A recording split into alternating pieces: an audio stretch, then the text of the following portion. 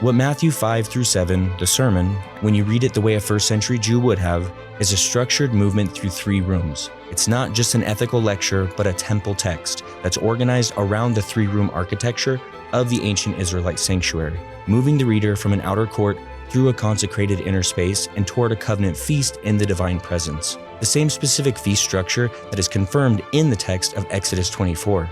If that's true, and today I'm going to show you that it is, then the question isn't whether the temple belongs in Christianity, but rather how the temple got read out of the most prominent Christian text in existence.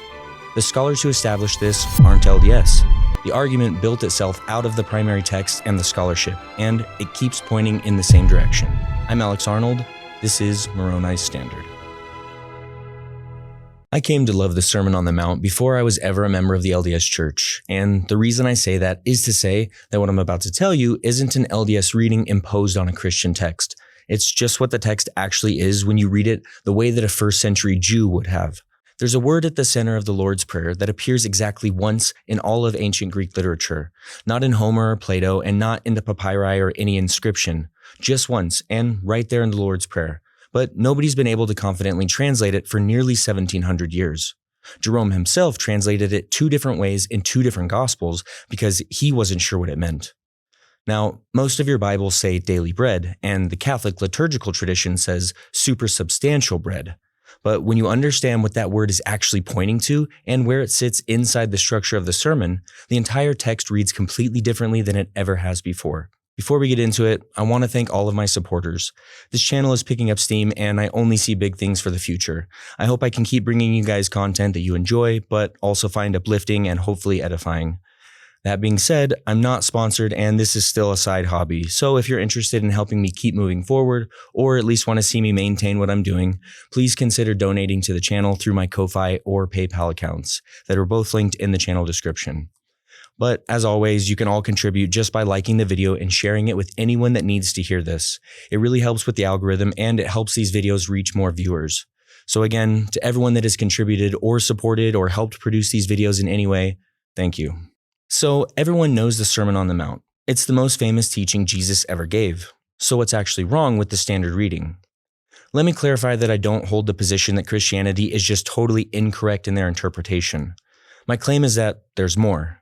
Meaning the ethical content isn't a problem. Things like the Beatitudes, the commands about anger and lust and oath-taking, and the teaching on prayer and fasting are all very profound. So I'm not saying that the standard reading is wrong so much as it's radically incomplete. For roughly 17 centuries, the dominant Western Christian reading has treated the Sermon on the Mount as a moral upgrade to the Old Testament, where Jesus arrives on a mountain like a new Moses and issues a higher ethical code. But the incomplete reading of modern Christianity misses what the text is structurally doing. Now, the reason it's been missed is partly linguistic and partly architectural. When you read Matthew in translation, you lose many of the specific words that would have flagged this material as temple language to a first century Jewish audience. Words like the one at the center of the Lord's Prayer that I mentioned at the top, which we'll spend some time on.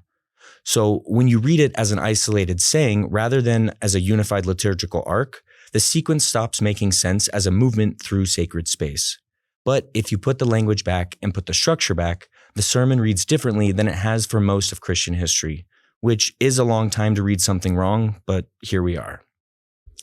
So, what do you mean by the 3-room architecture of the ancient Israelite temple?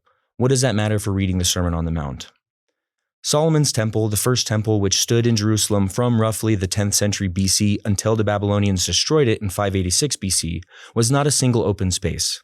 It was a 3-room structure with increasing degrees of restricted access. The outer court, called the Azara, accessible to the general Israelite population, the inner sanctuary, called the Hekal, or holy place, restricted to priests, and the innermost room, called the Devir, or Holy of Holies, entered only by the high priest once a year on the Day of Atonement. That specific 3-tier structure defined Israelite worship for centuries and encoded a theology of progressive access to divine presence, which was the closer that you moved toward the center, the more restricted the access and the more sacred the space. What Margaret Barker, a British Methodist scholar and former president of the Society for Old Testament Study, whose work we've drawn on extensively on this channel, has documented across decades of scholarship, is that this architecture wasn't merely utilitarian.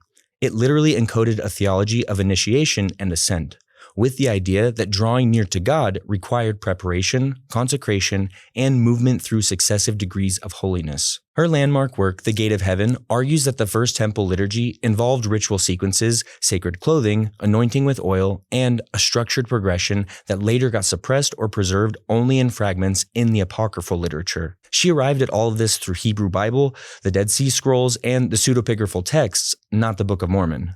And what Barker establishes is the theological framework, like the initiatory theology of progressive approach to divine presence. The same structure that Dave Butler, the LDS scholar, then finds operating section by section inside the Sermon on the Mount. Now, Barker documents what the ancient temple was doing theologically, but Butler shows that Matthew 5-7 is doing the same thing textually. When Butler, in his book In the Language of Adam, maps the sermon against this three-room structure, the text lines up in ways that are hard to attribute to mere coincidence. For example, the Beatitudes in Matthew 5 function as an outer court orientation with entry conditions that establishes who approaches and a completion declaration that sends them through the door. And the deeper teachings in Matthew 5 and 6 correspond to movement through the holy place, or the daily consecrated work of the priestly middle room, where the demands go interior rather than behavioral. And the culminating material in Matthew 7 corresponds to the approach to the Holy of Holies, which is the threshold, the narrow gate, the divine judgment at the door. I'll walk through that in more detail in a few minutes, but the point right now is that this isn't a loose thematic resemblance. The sermon follows the map chapter by chapter, and the map is the three-room temple. So, are there non-LDS scholars who have independently identified the sermon or the Lord's Prayer as something more than an ethical lecture? Well, if you know my channel, you can guess that the answer is, of course, yes. New Testament scholar Hans-Dieter Betz of the University of Chicago, whose commentary on the Sermon on the Mount is one of the most thorough academic treatments of the text in existence, argues that the sermon is a pre-Matthean composition with a distinct internal logic. It's clearly not a loose collection of sayings, but actually a unified document with its own organizational principle. Betz doesn't pursue the temple architecture reading himself, and he's not obligated to, but his recognition that the sermon has internal architectural logic opens the question of what the architecture actually is. Butler's work is just the most coherent answer currently in print that I know of. And we have Geza Vermes, an Oxford scholar of Jewish studies who was certainly not LDS and not even Christian, argued in The Religion of Jesus the Jew that the Lord's Prayer is not a Christian innovation, but a Jewish prayer belonging to the world of synagogue and temple devotion. He states that reading it as an ethical model rather than a liturgical text actually misreads what kind of speech it is. Again, what none of these scholars are doing is reading the sermon through an LDS lens. This is simply the convergence that you find when you let the text speak for itself. So, where does the personal element come in? Why is that relevant? My personal understanding of the sermon didn't happen through any LDS source. This was all part of the same independent research journey that I've talked about before. This is just one specific chapter of it, and it ran through a community that I was studying with long before the LDS Church was on my radar. I had been in a study group with several Messianic Jews. If you're unfamiliar, these are Jewish believers in Jesus that read the New Testament with what they call Hebraic eyes, and they were currently approaching Matthew as a first-century Jewish document. When I started asking them questions about the Sermon on the Mount, what struck me was that they weren't even surprised by the questions. They already had extensive traditions and thoughts around these passages.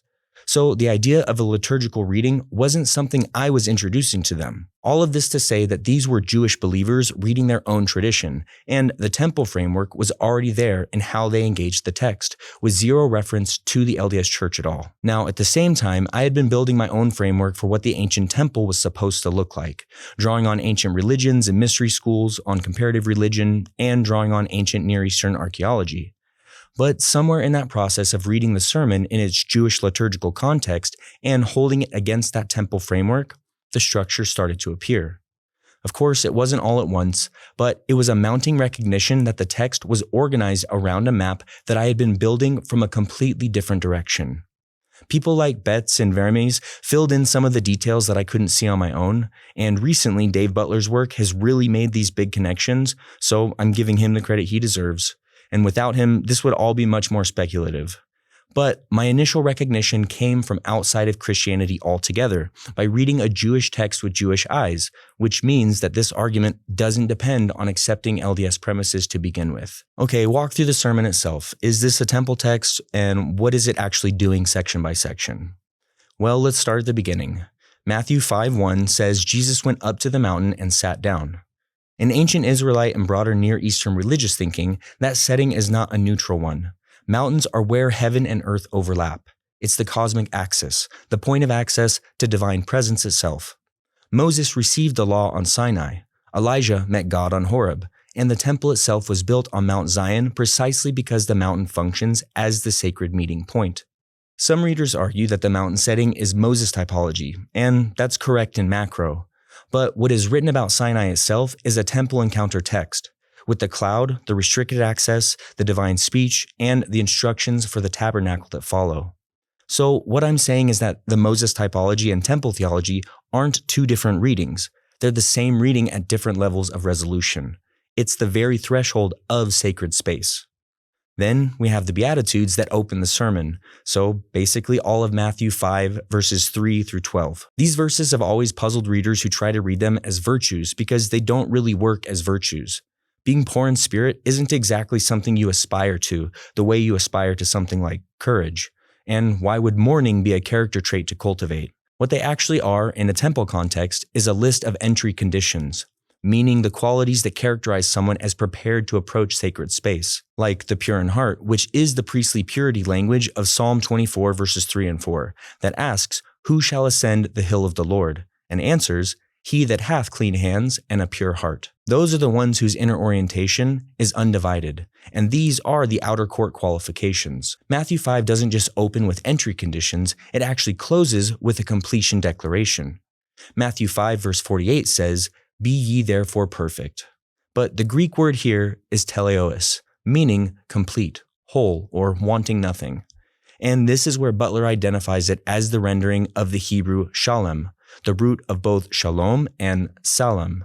It's a temple declaration over the initiate saying, "You are now shalom and ready to enter the next room." Matthew 5 is the outer court, and it has a door. This is not simply a moral instruction. And then we have the middle section of Matthew 5, verses 17 through chapter 6, verses 18. This is the antithesis and the teachings on anger, lust, oath-taking, giving, prayer, and fasting. But it's also the material of consecration. This is the holy place, or the middle room. The ethical intensification here isn't that Jesus is replacing Moses with a harder law, it's just the consecration demands of a much deeper sacred space. Now it's not just that you should refrain from murder, but that you shouldn't even harbor the anger that produces it. The interiority of the second room demands matches the interiority of the space. The reason that these teachings feel qualitatively different from the Beatitudes is because they are, because you've now moved into the next room. And finally, the Lord's Prayer, which sits at the structural center of this middle section, Matthew chapter 6, verses 9 through 13, basically at the midpoint of Matthew 6, which is the central chapter of the three-chapter sermon, making it the structural midpoint of the entire text. Now, that placement corresponds exactly, architecturally, to where the altar of incense stood in the holy place, directly in front of the veil to the Holy of Holies. And the sermon spans 3 chapters. Again, the prayer falls in the middle chapter, in the middle of that chapter. Now, if this is a temple text, the word nobody can translate just happens to sit precisely where the altar of incense stood architecturally. But after the prayer, the sermon moves into Matthew 7 with the most demanding material. This is the narrow gate that few find, and the warning to those who are told, "I never knew you." That language is the language of the divine threshold. To be turned away with those words is to be turned back at the veil. So Matthew 7 is the approach to the Holy of Holies, and the destination, as Butler identifies it, is the Shalom Feast, meaning the covenant meal in the divine presence, hosted in Butler's reading by Melchizedek, king of Salem, king of Shalom. The feast structure is further confirmed in Exodus 24, when Moses, Aaron, and 70 elders ascend the mountain, ratify the covenant, and eat and drink in the divine presence. The ratification here is followed by the feast, and the Sermon on the Mount ends at that table. So, what's actually in the Lord's Prayer that makes the temple connection so specific? The word at its center that I keep mentioning in Matthew chapter 6, verse 11, Jesus teaches the disciples to ask God for their daily bread, and that word daily in Greek is Epiousios, which appears exactly twice in all of ancient Greek literature, once here and once in Luke's version of the prayer, and nowhere else. Not in any Greek philosophy, not in any ancient papyri, and not in any inscription. Again, even Jerome admitted that he wasn't sure what it meant, so he rendered it two different ways in two different gospels, which is less of a translation decision than an honest admission of uncertainty. Now, Butler's argument, drawing on the epi prefix, meaning upon or of a higher order, and the root ousia, meaning being or substance, is that Epiousios is better rendered as supersubstantial, meaning bread of divine substance. That is qualitatively different from ordinary food. And ousia wasn't an abstract philosophical term. It's actually the same word the Nicene Creed uses when it describes the Son as homoousios with the Father, of the same substance as God. In theological usage, ousia refers specifically to the divine being, or the substance of God. So epiousios, meaning above or of the divine substance, isn't a stretch. It's really the most natural reading of the word's components in a theological context, and it's exactly where the Catholic tradition landed when they preserved the Luke rendering as supersubstantial. Here's the bridge that makes the temple connection. The bread of divine presence in the ancient temple is the lechem hapanim, the showbread placed on the golden table of the holy place every Sabbath. It was the physical embodiment of divine substance in a sacred space, and it was the food that belonged to the presence of God and restricted to those who had entered the holy place. So if Epiousios means of divine substance, then the petition in the Lord's Prayer is not a request for groceries, it's a petition for access to what the lechem hapanim represented, the same substance that belongs to the divine presence and the food of the holy place. The word in the temple, bread, are describing the same theological reality. The prayer is asking for the thing that belongs to the room that it's standing in. That concept of receivable divine substance from above turns out not to be a narrow Hebrew artifact either. The Polynesian and Melanesian word manna carries essentially the same meaning, with a Proto-Austronesian root predating the dispersal of Pacific peoples and possible cognates in Arabic, Sanskrit, and Egyptian. Independent traditions don't converge on specifics by coincidence. That kind of convergence points to a common original that each tradition preserves separately. So, when a New Testament word appears to be encoding that same concept, it isn't that peculiar. It's a basic recovery of something that multiple ancient traditions preserved long before anyone was thinking about Greek translations of Matthew. The word is doing temple theology inside the Lord's Prayer, and 17 centuries of translation have only rendered it suitable for a refrigerator magnet. I think Jerome would be the first to admit that he has some explaining to do. So couldn't this all just be coincidental? Couldn't the sermon just happen to follow a three-part structure without any temple connection? Isn't this a reach? Well, this argument isn't resting on the three-part structure alone. We know that the three-part structures appear everywhere in ancient literature. The truth of this argument rests on what fills each particular part, and the specific vocabulary, imagery, and logic running through each section. This is all native to the temple world and definitely not generic to ancient discourse. Let's consider Psalm 23. Sigmund Mowinckel, a Norwegian Old Testament scholar whose foundational work on the Psalter established the academic framework for reading the Psalms as cultic liturgy, documented their function within the temple worship tradition. Psalm 23 belongs squarely in that tradition. The Lord is my shepherd, I shall not want. Is the outer court the place of provision? Though I walk through the valley of the shadow of death, I will fear no evil, is the transition. And in the physical temple, that passage meant crossing a threshold through a veil and leaving the world to enter the space of divine presence. But not everyone was qualified to do so. The valley of the shadow of death is the crossing, and I will dwell in the house of the Lord forever is the arrival. The Hebrew word for house there is bayit, which is also the standard word for the temple. Butler also applies the three-room architecture to Psalm 23, but the Psalm's temple associations are already established in non-LDS mainstream scholarship. The architecture fits simply because the text is native to that world. The same map is also present in the architecture of Solomon's temple itself, in the songs of the Sabbath sacrifice found among the Dead Sea Scrolls, which is the sacred ascent liturgy that we looked at in the Dead Sea Scrolls episode, and in the teaching structure of Matthew 5 through 7. These are four witnesses from the same world with the same liturgical grammar and the same theological framework. You can dismiss one as coincidence, but dismissing all four requires a different kind of argument altogether. Critics love to say that this is eisegesis, which is reading meaning into the text rather than drawing it out. What's the response? To reiterate, eisegesis is reading your own predetermined conclusions into a text regardless of what the text actually says. And that charge applies when the interpretive framework is imposed from outside the actual text's own world. But it doesn't apply when the framework is native to that world. And we just showed that the three-room temple was the central religious institution of ancient Israel for roughly 400 years before Jesus was born. The initiatory theology of sacred ascent isn't an LDS thing. It appears in the Dead Sea Scrolls, in the pseudepigraphal literature, in the songs of the Sabbath sacrifice, and in the Merkabah mysticism traditions, meaning the Jewish throne chariot mysticism of late antiquity, in which practitioners described ascending through successive heavenly palaces toward the divine throne, which is a tradition documented by Gershom Scholem and Ithamar Grunwald in mainstream academic Jewish studies. As well, John Lundquist, a non-LDS scholar of ancient Near Eastern religious architecture at Columbia University, identified 15 structural features shared by ancient temples across Egypt, Mesopotamia, Israel, and the broader ancient Near East, all of which had controlled access, graded sanctity, ritual clothing, and sacred meals.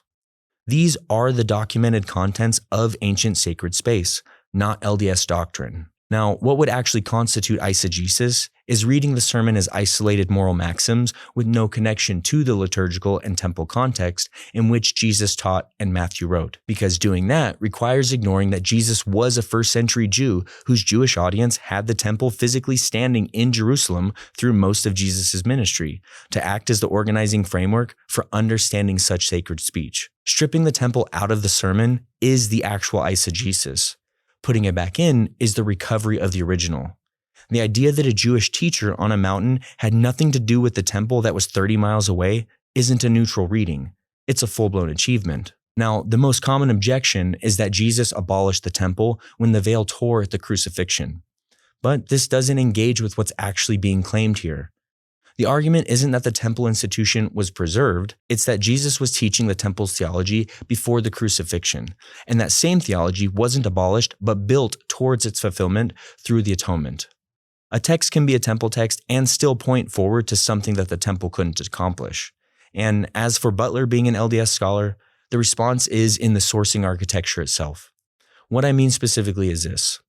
Butler provides the structural and linguistic analysis of the sermon, while the independent confirmation comes from scholars who have had no knowledge or interest in LDS conclusions, like Barker, Vermes, Betts, Mowinkle, and Lundquist, each working in their own separate field, but arriving at findings that confirm what Butler found in Matthew from entirely different directions. If his reading were simply devotional imposition, you'd expect those scholars to arrive somewhere different, but they don't. So, what happened to this reading? Why did it get lost? The audience for whom the text made instinctive sense was progressively removed from the conversation. The Jerusalem temple was destroyed by Rome in 70 AD, so the physical institution that gave the sermon its liturgical context ceased to exist within a generation of Jesus' death. The actual Jewish Christian communities who maintained the Hebraic reading were slowly marginalized as the Gentile church became dominant, and particularly after the Bar Kokhba revolt of 132 to 135 AD, effectively ended Jewish life in Jerusalem. What ended up replacing the Hebraic framework was Greek philosophical theology. If you watched my videos on creedal doctrine and what got cut from the Bible, then you already know how that replacement worked.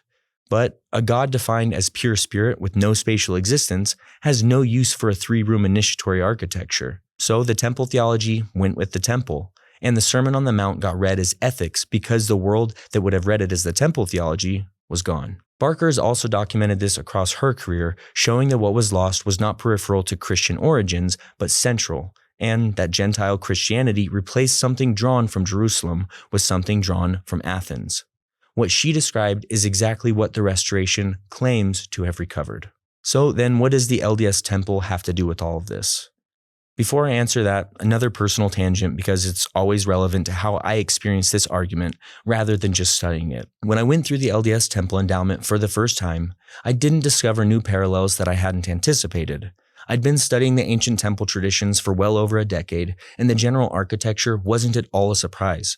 But two specific moments landed differently in person than they had on paper. The Lord's Prayer was one of them, and the final movement into the final room was the other. Having spent so long reading about the Holy of Holies as the innermost place of divine encounter is one thing, but then experiencing the architecture of that approach as a living ordinance was something else entirely. Now, I'm not going to say more than that, but it's why this argument has evolved from being purely academic for me personally. Now, there are many aspects of LDS temple worship that members covenant not to discuss outside the temple, so I apologize if it seems like I'm being cryptic. But what I can speak to is the structural and theological architecture that anyone can see from the outside. The LDS endowment involves a structured progression through sacred space, with sacred clothing, instruction in the nature of creation and the fall and the atonement, approach to divine presence, and a covenant relationship established through specific forms. It centers on the creation narrative as living ordinance, just like John Walton, a non-LDS Old Testament scholar at Wheaton College, has also established that the ancient Near Eastern creation accounts were never understood as scientific history, but as cosmic temple inauguration texts. In the end, the LDS endowment is recovering the reading that the text was designed to carry. We're not importing any unusual reading of Scripture. Now, the synthesis argument is also where critics will push. So here it is. Joseph Smith restored the endowment in 1842, and the standard alternative explanation is that he synthesized it from materials available at the time, like the Bible, Freemasonry, and the religious milieu of early 19th century America. But the problem isn't that those specific sources didn't exist, because they did. The real problem is that what the endowment contains goes well beyond what any synthesis of those sources could produce. Barker's first temple initiatory structure wasn't published until 1987. Lundquist's 15 cross-cultural temple features weren't identified until 1983. Butler's analysis of the sermon wasn't written until 2021. Walton's Genesis work wasn't published until 2009. And the Freemasonic traditions available to Joseph Smith preserve some fragments of initiatory practice, but they don't actually contain the first temple theology, with the Hebrew sacred space architecture or the Genesis as temple inauguration reading that the endowment encodes. A synthesis of available 19th century sources would produce something that looks like a 19th century American religious culture. It shouldn't be producing something that looks like what Barker, Lundquist, and Walton spent their careers independently documenting from the ancient Near East. What Barker found in the first temple literature, what Lundquist found in comparative temple studies, what Walton found in Genesis 1, and what Butler found in the Sermon on the Mount all point toward the same ancient architecture. But the reason that this convergence carries evidential weight is that these scholars were not in conversation about LDS theology and arrived at structurally identical findings from entirely separate primary sources and entirely separate disciplines. Independent convergence across separate disciplines on the same structural conclusions is the specific evidential form that's the hardest to explain away. The LDS temple looks like what it looks like because the ancient template it restores is the same template that the scholars keep finding. The Sermon on the Mount being a temple text matters not because it proves the endowment, because it doesn't, but because it suggests that Jesus was operating within exactly the initiatory sacred space theology that the Restoration claims to have recovered. He wasn't replacing the temple, he was actually teaching its theology to the people who were supposed to carry it. And when the resurrected Christ delivers this very same discourse to the Nephites in 3rd Nephi, he delivers it at a temple, which again is not any more incidental geography than the mountain setting that Matthew is in. So what does all this actually mean?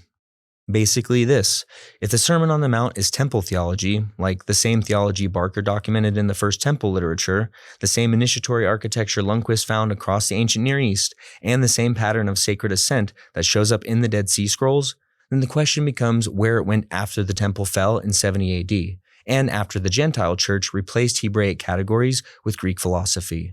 And more to the point, if this is truly what Jesus was saying, is there anywhere in the world today where that same ancient initiatory theology, sacred space progression, and covenant relationship established through structured sacred encounter still exists in a living, practicing form?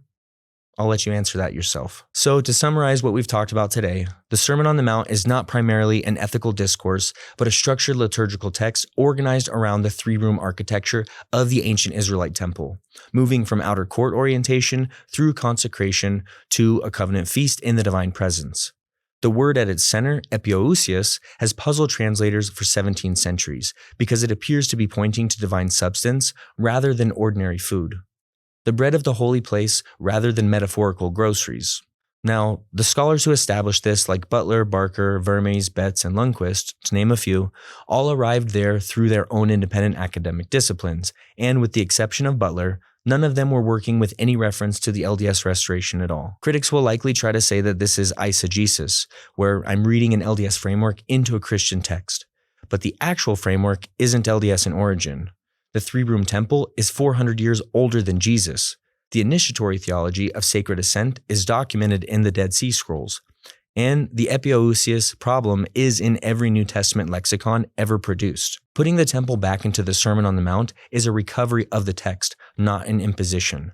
And the eisegesis is the reading that strips a Jewish text of its Jewish context and then congratulates itself for being historically neutral. For those of you who are members of the Church of Jesus Christ of Latter-day Saints, the Restoration's claim to have recovered ancient temple theology isn't self-referential. It's actually confirmed from the outside. When a British Methodist spends 30 years documenting First Temple initiatory theology and arrives at a description of what was lost that matches what was restored, that's not a coincidence.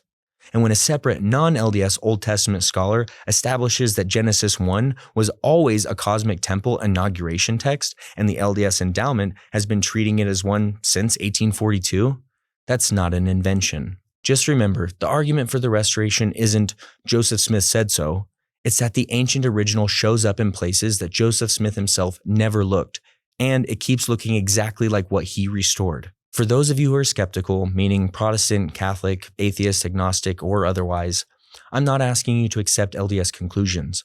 What I'm asking is that you take seriously that the Sermon on the Mount has a depth that the standard reading doesn't account for, but also to recognize that the scholars who recovered that depth are not LDS. Barker isn't trying to prove the Book of Mormon, and Betts isn't defending Joseph Smith. They're doing their jobs, and their jobs have just happened to produce conclusions that are inconvenient for the assumption that ancient initiatory temple theology was simply replaced by something better. So here's the honest question. If Greek philosophy replaced the Hebrew temple theology as the framework for understanding God and the sacred, then what exactly did that replacement achieve that the original couldn't? All of the scholars who have spent their careers studying both frameworks keep arriving at the same conclusion that something significant was lost. That loss is well documented and it deserves a real and honest answer. For those of you who are simply curious or you came to this without much background in either LDS doctrine or ancient religious scholarship, just know that the official claims of the Church of Jesus Christ of Latter-day Saints are not that Joseph Smith invented a new religion, but that he restored something ancient. Also, know specifically that the temple ordinances, the initiatory theology, and the covenant relationship established through structured sacred encounter were a part of the original Christian faith, and they were lost through apostasy and institutional replacement. The non-LDS scholars that I've cited didn't set out to confirm that claim, but they've spent their careers documenting the ancient original, and the ancient original looks a great deal like what was restored. To me, that's worth looking into further. Go check my sources in the pinned comment and make up your own mind. I'm Alex Arnold. This is Moroni's Standard.